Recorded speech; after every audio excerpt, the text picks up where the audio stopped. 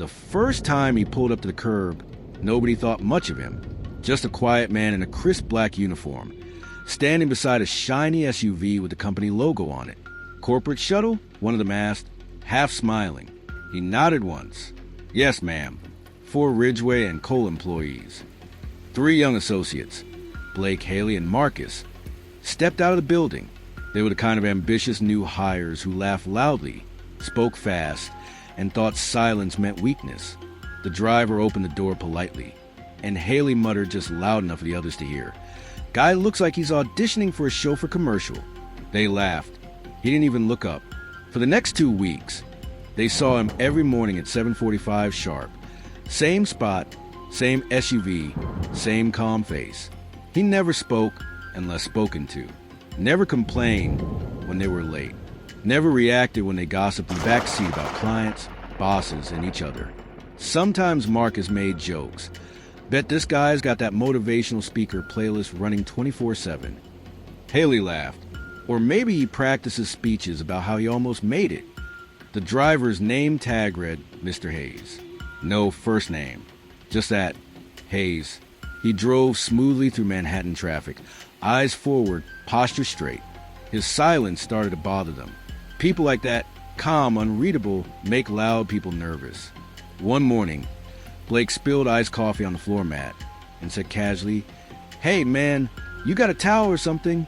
"My bad." Mr. Hayes nodded, handed him a cloth, and said, "It's okay, sir. Happens." But it wasn't his words that made Blake pause. It was how he said it. Measured, controlled, like someone who'd spoken in boardrooms before. That afternoon, in the office break room, Marcus scrolled through the company's internal memo and froze. "Hey," he said, "check this out. We're meeting with a potential investor next week. Hayes Group Holdings. They own half a logistics chain on the East Coast." Haley smirked. "Hayes? Like our driver Hayes?" Marcus snorted. "Yeah, right. Imagine that. Our driver showing up in a 3-piece suit." They all laughed, again, on the morning of the investor visit. The same black SUV pulled up.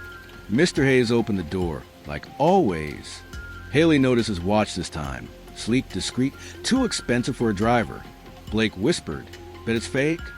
But as they rode toward the Midtown Tower for the big presentation, something felt different. Mr. Hayes wasn't driving the usual route. Marcus frowned. Man, this isn't the office in trance." Mr. Hayes replied calmly, "Executive parking today. All vehicles must check into the West Gate." Then he stopped the car, stepped out, and opened their doors. Same quiet courtesy as always. Except this time, a tall man in a gray suit stepped forward from the building's glass entrance. "Mr. Hayes," the man said warmly, shaking his hand. "Good to see you again, sir. They're waiting upstairs." Blake blinked. "Sir?" Haley whispered. "Wait, what just happened?" When they entered the boardroom, everything made sense, too late. At the head of the long mahogany table sat Mr. Hayes, no longer in uniform but in a tailored navy suit, flanked by senior partners. The same calm expression, the same voice. Only now, every executive in the room was standing for him. The CEO of Ridgway and Cole, Mr. Davenport, extended a hand. "Chairman Hayes, welcome. We're honored to finally meet in person." The 3 young associates froze mid-step. "Chairman, Hayes, their driver." Marcus swallowed hard. "Wait, what?" Haley's whisper broken. "Oh my God." The meeting began. PowerPoint slides flicked across the screen. Mr. Hayes listened quietly as the Ridgway team pitched their proposal. The same people who had laughed at him every morning for weeks. When they finished, he spoke for the first time. His tone never rose, but his words filled the room. "You built a strong logistics model," he said. "But I noticed something missing: empathy. The way a team treats the smallest role often shows how it'll treat its partners." Haley's face went pale. Blake's throat clicked dry. Marcus couldn't breathe. He continued, "I believe in partnerships built on respect. Without that, even the most promising proposal will eventually crash." The silence that followed was heavy. Then he smiled, polite, professional. "We'll be in touch after our review." That was it. The deal was over before it began.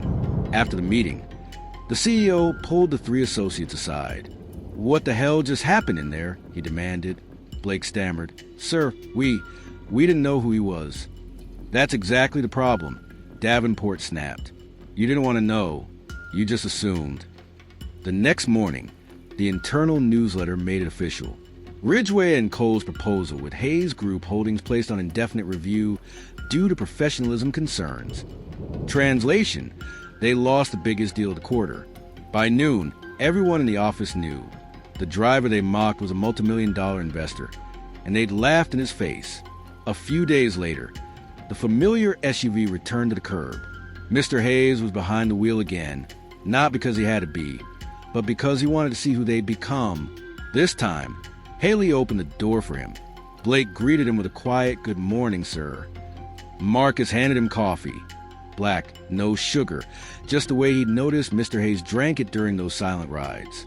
For the first time, he smiled faintly. "Thank you," he said.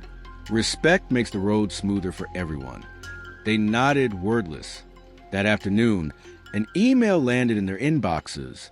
Subject line: Professional Courtesy Program. It was signed by Chairman Alexander Hayes. The memo announced a new mentorship initiative to teach young professionals about humility in corporate culture. Haley read the closing line twice. "Never underestimate quiet people.